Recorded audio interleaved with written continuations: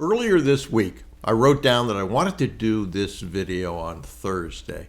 I do one video a week, I do one podcast a week, and I consistently do that. I didn't think at the time that Thursday was Christmas, but it is. Today is Christmas, and so I'm going to do this video. And I thought to myself that I've recently begun to ask mentees to not so much write down their goals for the week, but write down their execution commitments. And those are things that they're 100% responsible for. It doesn't require someone to give a yes or no. So it's I'm going to send 10 letters, or I'm going to make 50 cold calls, or I'm going to send this many LinkedIn messages. And so I said to myself, if I'm going to hold them to that standard, I better hold myself to that standard, and probably a lesson in discipline there that would serve us all well. So hence the video today on Christmas morning. But the title of this video is His Entire Board is Gone. And this is a mentee who did many things that other people that follow my information don't do. He actually picked an industry, he built a board, and completed that. So he was successful in that. However, as has been said many times, boards govern, but you must lead.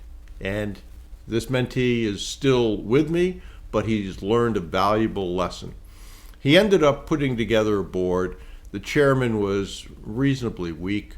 That became much more apparent later on. And had a good legal director. But he didn't fully outline what their responsibilities were, how this process was going to work. And so if you don't outline it, someone else will outline it. And essentially, the chairman and the legal director outlined it. So they had a call when they were interviewing law firms. The chairman was on the call, the legal director was on the call, and the mentee was on the call. And the chairman essentially just said, "What do you want to talk about?" to the mentee, and turned it all over to him. Essentially, the legal director did something very similar. The chairman didn't talk about their experience. They didn't talk about why they joined this mentee's board. They just got into, basically the first question was, how do you handle deals that don't close? And so if I'm the law firm, I'm thinking, if this is your number one question, you must think you're going to have a lot of failures. They didn't talk about the board that was built and the expertise and the amount of deals they've done. It didn't talk about the fact that they were going to do internal vetting first before passing it on to the law firms. And so the law firm actually said, if we have $100,000 in fees and you failed 10 deals, that you're asking us to take responsibility for $1 million in fees if we write the whole thing off. And that's what they heard. So he had the ability to record that call legally. He ended up then asking me if I would listen to it. He's in the VIP mastermind group, so I agreed to do that. And I said it was a terrible call. And what was clear was that the chairman and legal director, without him, had started to form conversations about what was going to happen and how it was going to happen. And I said to him, the board chair and the legal director obviously have something that they're working here. You don't know what it is, but it's nothing good. And then there was a follow-up call, and I suggested to the mentee that he really needs to outline the roles.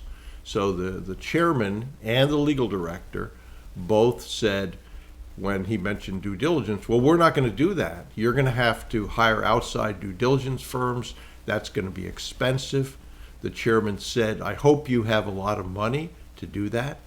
And he was silent. And silence is never good, unless you're thinking about how you're going to respond, and then you do respond. But letting something sit that is clearly wrong, as my mentee Dan Pena said to me early on, there's never a good time to have a bad discussion other than now. And so what he should have said is, no, I don't have a war chest. The board is going to do high-level due diligence. That's why you're on the board. We will have outside law firms and accounting firms, but no, I'm counting on you to do that. So essentially, he went back and he had that discussion. The chairman almost instantly resigned. I told him the legal director was going to resign. She then resigned, and he would lose his entire board. So I would encourage you to remember, boards govern, but you must lead. Make it clear to them what their roles are. Make it clear on how these are going to be funded. Commercial debt, seller finance. You're not going to have a fund that's set up. Most of the people doing this don't have a lot of money, and this process has worked for those that didn't have a lot of money. So make that clear. Most of the time they understand that anyway because of your age. But I had a recent situation was very similar. A mentee had a chairman candidate, and this is probably the worst that I've ever seen. And the chairman candidate said, I think I should be paid $2,500 a month. I think that we should have equity. If it's more than 6 to 8 hours a month, then there should be a bonus, on and on and on. So the mentee writes back and says, this isn't the program, it's an equity program. And the chairman candidate essentially said, okay. But I said to the mentee, for me, this is a next. It's clear he needs money. It's clear that that's not going to go away. So end it now. And so he said, well, I got a call scheduled, so I'll send him an email. I said, I wouldn't do that. I would have the call with him. It's a short call. The call is, it's clear that you need income. That is not this program. So I just wish you well, but we're not going to be a fit here. Probably about that long, maybe 2 minutes if you said something in the beginning. And he said to me, well, that's going to be uncomfortable. And I said, yeah, it is, maybe.